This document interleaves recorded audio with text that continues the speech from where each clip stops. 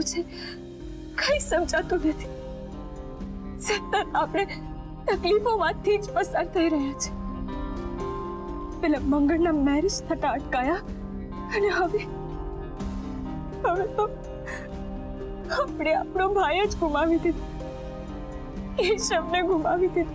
કેશવ મારો તો માનેલો ભાઈ હતો, પણ કેશવ ફક્ત મારો ભાઈ નહીં, મારો બેસ્ટ ફ્રેન્ડ હતો. જીવન જીવવાની ફિલોસોફી હતો, મારો ગાઈડ હતો. એવું કહેવાય ને ઐશ્વર્યા, સવાર સુધી જે માણસ આપણી માટે હયાત હતો, સાંજ થતા એ માણસ આપણી યાદોમાં સમાઈ ગયો. It's just a memory now. Nirav, મને સમજાય છે કે તું તારી જાતને કઈ રીતે કંટ્રોલ કરે છે, પણ એ પણ આવી સિચ્યુએશનમાં જ્યાં સંસ્કૃતિ કન્ટિન્યુ તારા ઉપર આક્ષેપો મૂક્યા કરે છે. નહીં Aishwarya, it's okay. It's fine. ભૂલી જાય બધું. ઐશ્વર્યા, માણસ ત્યારે જ લડે ત્યારે એને ખાતરી હોય કે સામેથી વાર કે સામેથી ઘા નહીં આવે. હું માનીશ, આજે હું જે છું એ મારા ભાઈના કારણે છું. કેશવના જ કારણે આજે મને સંસ્કૃતિ પર ગુસ્સો નથી આવી રહ્યો, પણ બિચારી પર બહુ દયા આવી રહી છે. ભાઈએ મને શીખવાડ્યું હતું કે જ્યારે માણસ બીમાર હોય કે તકલીફમાં હોય ને, ત્યારે આપણે એની તકલીફ જોવાની, એના શબ્દો નહીં. રાઈટ. આ તો તે બહુ સાચી વાત કરી. વોટ ઐશ્વર્યા, હું ઘરે જ્યારે ભાઈને જોતો ને ત્યારે મને એવું લાગતું કે ભાઈ છે અમારો ફેમિલી મેમ્બર, પણ છતાંય કેટલો સંસ્કારી, કેટલો લાગણીશીલ છે.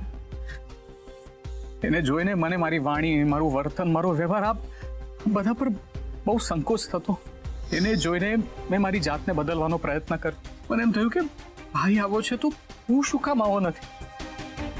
મારી મમ્મીએ આપેલા સંસ્કારોને ભૂલીને મારા ભાઈએ જે રસ્તો દેખાડ્યો હતો એના પર ચાલવાનો પ્રયત્ન કર્યો, પણ સુધી મારા ભાઈએ જ મારો સાથ છોડી દીધો. I miss him, Aishwarya. I miss you, bhai. Nirav, એક વાત કહું, I am truly proud of you. તું બહુ બદલાઈ ગયો છે. Thank you, Keshav. Thank you so much. કે તે મારા પાર્ટનરને આટલું સરસ લાઈફ પાર્ટનર બનાવી દીધું. Thank you. નીરવ, એક રિક્વેસ્ટ કરું, જો થાય તો આજે અહીંયા રોકાઈ જા. કેશવની રૂમ. નહીં ઐશ્વર્યા, હું ત્યાં નહીં રહી શકું. હું ઘરે જ જાઉં છું. પણ તું તારું ધ્યાન રાખજે અને લિસન, કાંઈ હોય તો મને ફોન કરજે. હા,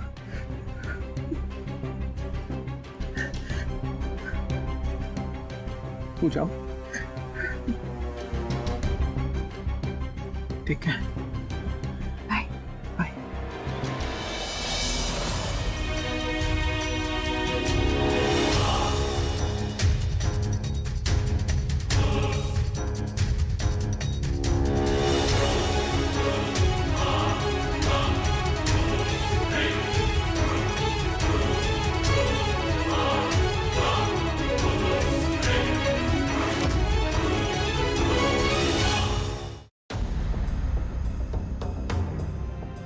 છાયાબેન,